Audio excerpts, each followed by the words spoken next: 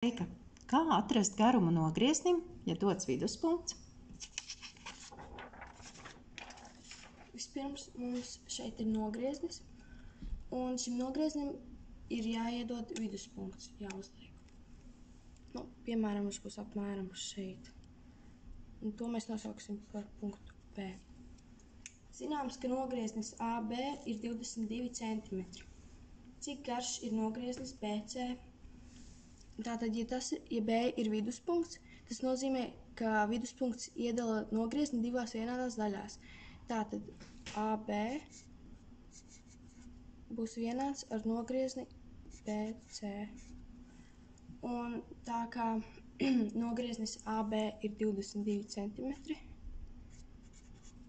tad arī nogrieznis BC būs 22 cm. Un cik garš kopā ir nogrieznis AC, to var aprēķināt tā, visus nogriežņus vispār, kas tajā garajā nogrieznī ir. Piemēram, mums ir 2, tos visus saskaita kopā. Tad nogrieznis AC ir 22 plus 22 cm. Un tas ir 44 cm kopā. Paldies!